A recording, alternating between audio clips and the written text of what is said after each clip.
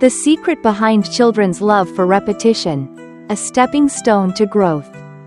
Hello everyone. Today I'd like to share with you a topic that's so close to our hearts as parents. Why do young children love repetition? Have you ever wondered why your little one insists on hearing the same song, reading the same book, or asking the same question 100 times? Repetitive behavior isn't just a natural part of childhood. It's a vital key to how children learn and grow. But if, after age 3, your child continues to repeat things in an unusual way, should we be concerned? Let's explore this together. First, let's touch on the main ideas we'll cover today. Children are drawn to repetition because it feels familiar and comforting. This behavior not only provides them with a sense of security but also supports their physical and cognitive learning. And if you ever have concerns about your child's repetitive actions, don't hesitate to reach out to a pediatrician for advice.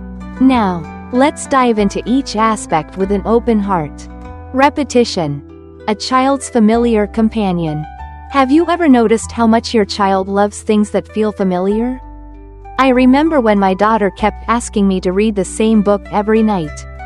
At first, I thought, oh my, doesn't she ever get tired of this? But then I realized that this familiarity brought her comfort and a sense of safety.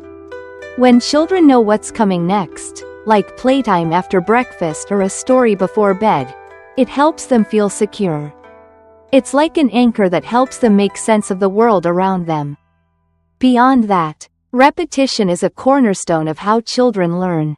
Dr. Pierrette Mimi Poinsett, a pediatrician I deeply respect, explains that repeating familiar phrases, songs, or stories plays a huge role in brain development. There's a fascinating study by Horst and colleagues from 2011 that shows children are more likely to learn new words when those words are repeated multiple times in the same story. It made me realize that even though I might feel bored singing the cricket song for the 10th time, it's helping my child build her vocabulary and sharpen her mind. What's more, repetition often feels instinctive to children. Have you noticed how focused they get when they repeat an action over and over until they're satisfied? Then move on to explore something new? It's their way of learning and growing. Step by step. Repetitive play. A playground for confidence. Now, picture this. You take your child to the playground, and they keep climbing up and down that little ladder with endless energy. Or at home, they grab their doll, put it to sleep, and pretend to cook, day after day. Have you ever wondered why they love doing this? For me, these moments are so precious because I see the joy and focus in my child's eyes. When children engage in repetitive play, they immerse themselves completely in what they're doing. It gives them a sense of confidence and pride in their abilities. Each time they climb that ladder or finish a pretend meal, they're not just playing, they're building skills and improving physically. It's how they learn to control their bodies, coordinate their movements, and test their limits. It's amazing to think that through these small, repeated actions, they're growing stronger and more capable every day. Repeated questions. A bridge of love. Are you familiar with the question, "Are we there yet?" that your child asks over and over on a trip? Or the endless, "Why?"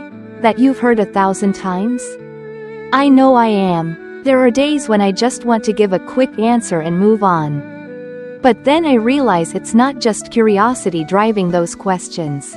These repeated questions are how my child seeks comfort, eases anxiety, and builds trust in the world around her.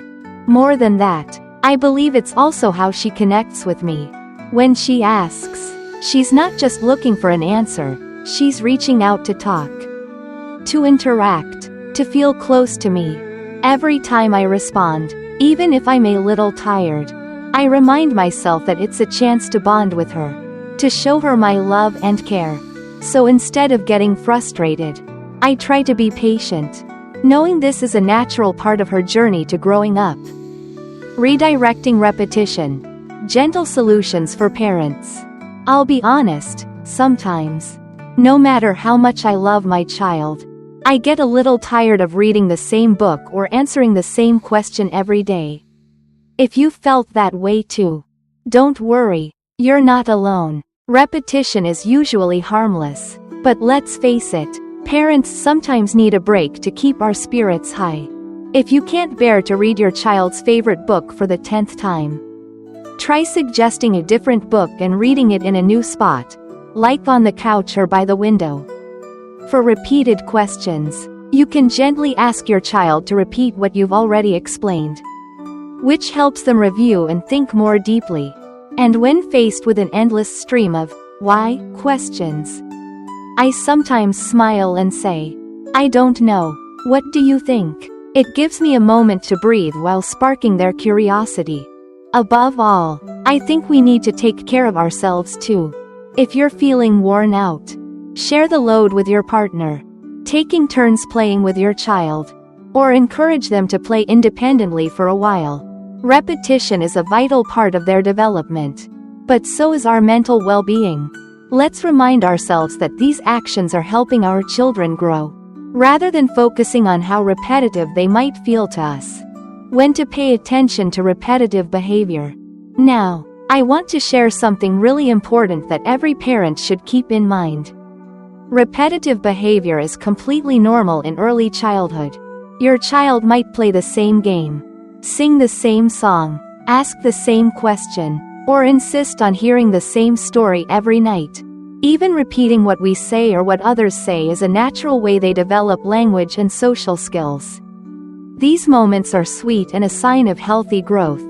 But if, after age 3, you notice your child repeating words or phrases very precisely and consistently, or showing unusual behaviors like constant hand flapping, rocking, or obsessively lining up objects, it might be worth paying attention to. Dr. Poinsett notes that these behaviors could sometimes be linked to developmental disorders, such as autism spectrum disorder, ASD.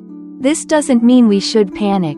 But if you're worried, please reach out to your pediatrician or healthcare provider for guidance.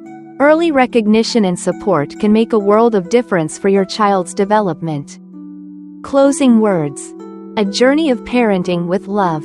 Through everything I've shared today, I hope you can see your child's repetition in a new light, not just as a habit, but as a crucial part of their learning and growth. Even when it feels tiring, remember that each repetition is a small step toward building their confidence, skills, and trust in the world. And if you ever have concerns, don't hesitate to seek expert advice. Parenting is a long journey, full of challenges but also brimming with sweetness. Let's walk this path together with patience, love, and support for our little ones. Thank you for listening, and I hope these insights bring you some warmth and encouragement as you nurture your child's growth.